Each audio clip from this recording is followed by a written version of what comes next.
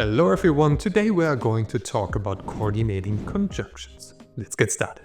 Well, the first question for today is, what the hell are conjunctions? Conjunctions are words that connect words, parts of sentences, or even complete sentences. And there are different types of conjunctions. But today, we'll focus on coordinating ones. So here are 5 example sentences in which we have all 5 coordinating conjunctions. Sandra will Schokolade essen und sie will nicht zunehmen. Sandra wants to eat chocolate and Sandra doesn't want to gain weight. Don't we all? Don't we all? Möchtest du Deutsch lernen oder möchtest du Spanisch lernen? Do you want to learn German or do you want to learn Spanish? German, of course. Ich habe ein bisschen Geld, aber ich bin nicht reich. I have a little money, but I'm not rich. Anna hat nicht gekocht, sondern Tom. Anna didn't cook, but Tom. Ben lernt, denn er hat am Montag einen Test. Ben studies because he has a test on Monday. Good job, Ben. So, the coordinating conjunctions here are und, meaning and, oder, meaning or, aber, meaning but, sondern, meaning but too, and denn, meaning because.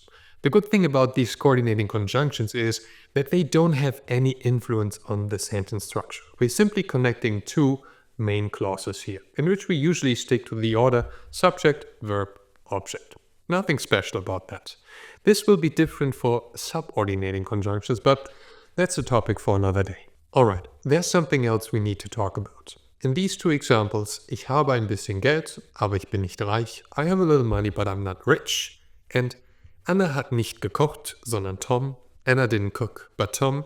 Here we have used but both times to translate aber and sondern. So, what's the difference between these 2?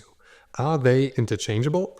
No, they are not. So let me explain when to use which one. We use aber to restrict a previous statement. It doesn't really matter whether the first statement was positive or negative. Let me give you another example. Tom mag kein Gemüse, aber er isst jeden Tag Tomaten. Tom doesn't like vegetables, but he eats tomatoes every day. Here we're adding a restriction or exception to the first statement, just like we did in the first example. So, when do we use sondern? Anna hat nicht gekocht, sondern Tom. Here we're not only restricting a statement, we're correcting it.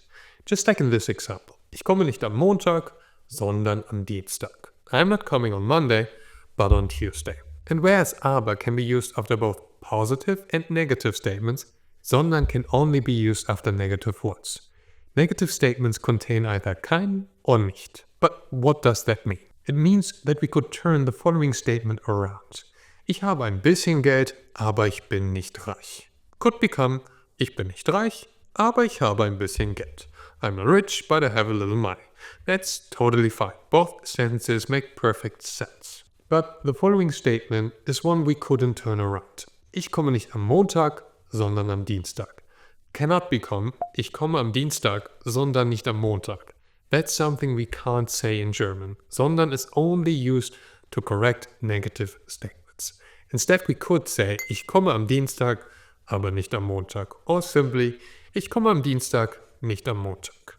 I hope that the difference between aber and sondern has become a bit clearer now. So, what have we learned today? There are 5 coordinating conjunctions. Und, oder, aber, sondern, and denn. Luckily, these conjunctions do not affect the sentence structure, but something we have to pay attention to is the difference between aber and sondern.